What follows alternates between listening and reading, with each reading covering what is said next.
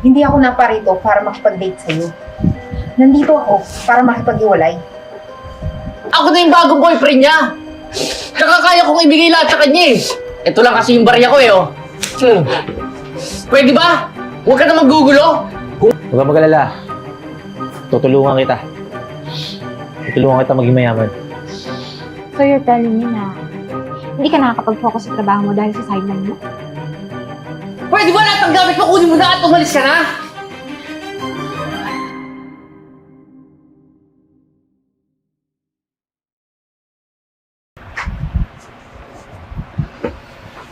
Eden, Aray, sasaktan ako. pasensya na ha. Sobrang excited lang kasi ako kasi sa wakas, nakipag-date ka na rin sa akin. Hindi ako naparito para makipag-date sa'yo. Nandito ako para makipag-iwalay. Ha? Huwag ka namang magbiro ng ganyan. Hindi ako nagbibiro. Sawa na akong maging mahirap. Tapos ikaw mahirap? Ano, kapag nagkatuluyan tayo? Ano mo ibibigay mo sa aking buhay? Hindi mo mabibigay lahat ng pangangailangan ko. At walang tatagal sa'yo na babae. Kasi mahirap ka lang, hampas lupa ka. Ano mabibigay mo sa aking buhay? Ano, magtitiis ako? Eden, huwag mo namang gawin sa akin to. Alam mo namang mahal na mahal kita, di ba? Jay, walang magtatagal na babae sa'yo. Nakapag-desisyon na ako na makipaghiwalay sa'yo. At may nahanap na akong iba. Mayaman. Eden, nagsusumikap naman ako eh. Tsaka, huwag ka mag-alala kasi maghanap ako ng maayos na trabaho. Tapos, may bibigay ko rin sa yung mga pangangailangan mo. Hoy! Huwag mo na kapakialam sa Eden. Ako na yung bagong boyfriend niya. Tsaka kaya kong ibigay lahat sa kanya eh. Ba't ba nangingialam ka, ha? Ikaw talaga yung panira sa relasyon namin eh. Paano ka magiging panira? Eh ayaw nga niya sa mahirap, di ba? Tsaka teka lang.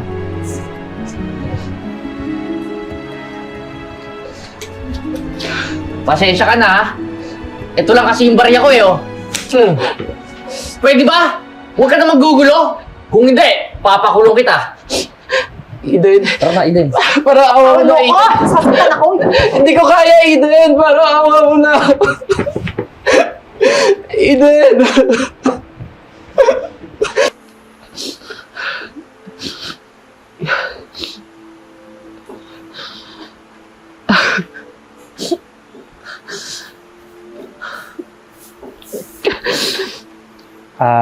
Sir, walang galang na po Alam ko, wala ako sa lugar. Para panghimasukan yung problema mo. Nakita ko kasi kung gaano mo kamahal yung tao Sir, alam mo kasi, pag mahirap ka, dali ka lang itapon. Alam mo sir, para balikan ka ng taong mahal mo. Magsumikap ka. Magpayaman ka. Huwag kang mag-alala. Tutulungan kita. Tutulungan kita maging mayaman. Sandali lang. Hindi mo naman ako kilala. Tsaka, hindi naman kita ka-ano-ano. Alam mo kasi sir, nakita ko kasi yung sarili ko sa'yo Alam mo, simula nang nawalan akong pera. Iniwan ako ng asawa ko. Tsaka pamilya ko. Kaya, tumayo ako sa sarili kong paa. Nagpayaman. Hanggang ngayon, multimillionaire na ako. Actually, sarado na kami. Tinanong mo ako kung pwede pa kasi may inaantay kang tao. Kaya pinagbusan kita. Ako talaga may-ari dito. Hindi mo ako waiter Ganun ba? Sir, alam mo, maraming yumayaman sa online. Tutulungan kita. Ipakita mo kung ano yung halaga mo. Sigurado ako, babalikan ka nun. Sir, maraming salamat po Mga ba, huwag mo nang pasalamat. Hindi mo pa natutunan. Isa pa, may lakad ka ba ngayon? Wala po sir, kasi pumunta lang naman ako dito para makipag-date sana sa girlfriend ko. Willing ka ba na matutunan yung sinasabi ko? Opo. Tayo mo ako dyan. Kukunin ko lang yung laptop ko, ha? Sige po.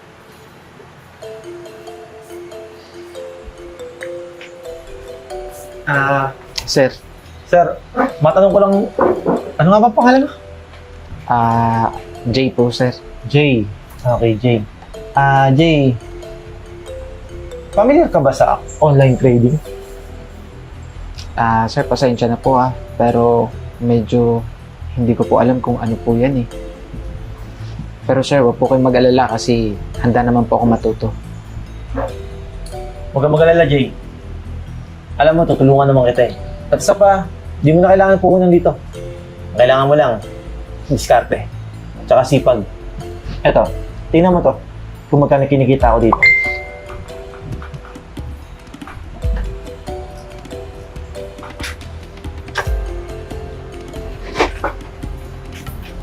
Ang laki naman po nito, sir. Grabe. Ang laki pala ng kinikita po ninyo. Alam mo, Jay, mag-focus ka muna sa sarili mo. Unahin mo yung sarili mo. Hanggang sa marami ka nang pinagkakakitaan. Tulad ko. Diba? Tama naman. Nakaka-proud naman po kayo, sir. Alam ko po, sir, na marami pa po akong matutunan sa inyo. Tsaka, willing din po talaga akong matuto. Alam mo, mabuti pa sumama ka sa bahay. Para mas maingganyo ka. Talaga po, ayos lang po sa inyo, sir. O naman, kung wala kang gagawin. Sige po.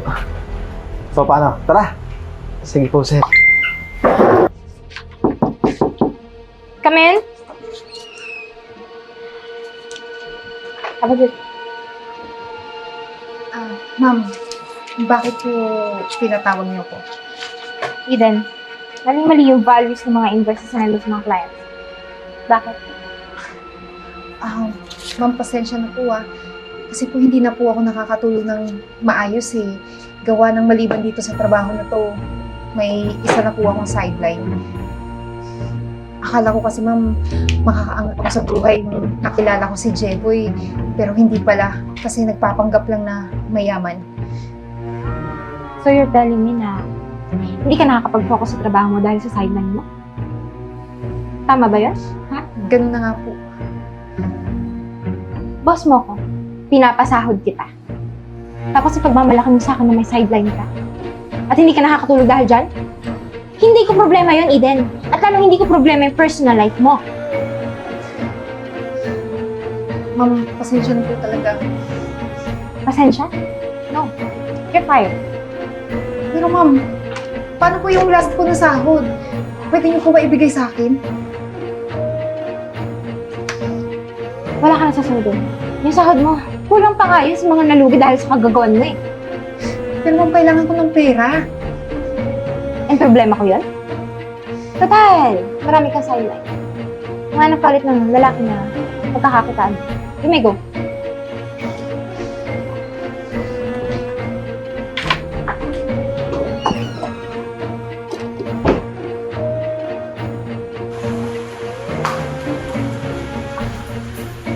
Ano to, Jeboy? Cellphone na naman, ha? Wala ka nang nagawa buong araw. Dahil dyan sa cellphone. Bakit hindi ka magtrabaho? Kung hindi sa cellphone, nandun ka sa barkada mo, nakatambay, naninigarilyo, nag-iinom. Ano ba silbi mo dito, ha? Pagod na ako. Eh, ano ba pakialam mo? Obligasyon mo ako dito, di ba? Kasi lipi na tayo. So inasa mo na lahat sa akin? Matapos mo akong paniwalain na mayaman ka, eh baon ka lang pala sa utang, ha? Kara mo muna yan dahil sa ginawa mo sa ex mo. Kaya kung pwede ba, umalis ka na dito sa bahay ko. Alam mo, napaka-selfish mo eh. Dapat ka tumutulong ka dito. Kasi lahat na ng gastusin, ako yung naggagastos, ako yung nagbabayad. Wala akong pakialam. Pwede ba lahat ng gamit mo kunin mo na at umalis ka na? Pero Jeboy, wag mo akong paalisin dito. Wala akong ibang matatakbuhan. Alam mo naman, di ba? Wala akong ibang pamilya dito. Ikaw lang. Di ko na problema yon, Eden. Umalis ka na!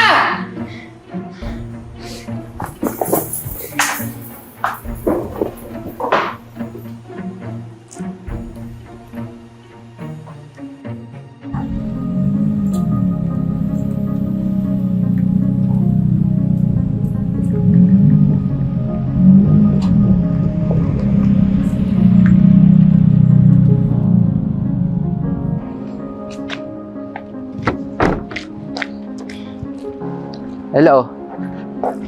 Oo, andito na ako. Andito na mismo ako sa lugar na kung saan ko nabili yung lupa. Dinaanan ko lang eh. O siya, sige. Mamaya na lang. Kita na lang tayo mamaya. Kuya, pwede po ba makahingi ng... Jay, Eden? ikaw nga! Ikaw pala yung nakahiga dyan sa lupang nabili ko? Sa'yo to? Oo. Talaga ba? Kung ganun, baka pwede mo akong matulungan. Kasi wala eh. Talagang wala na akong pwedeng paghinga ng tulong. Eh, Jay, gusto ko palang sabihin sa'yo, hiwalay na kami ni Jeboy.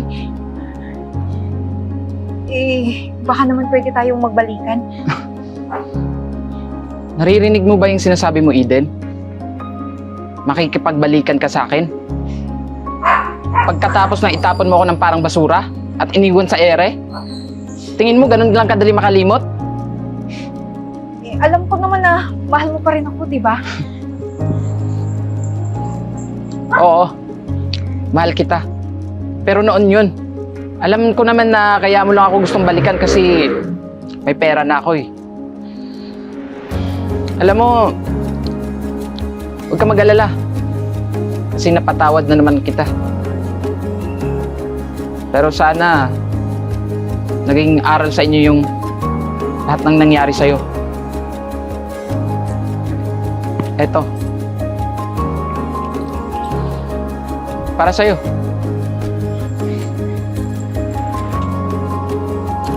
$20 lang? Yan lang kasi yung halaga mo.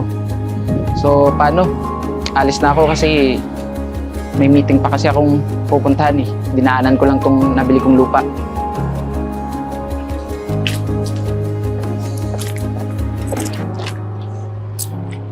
Jay, baka naman pwede mong dagdagan. Jay! Jay! Hoy!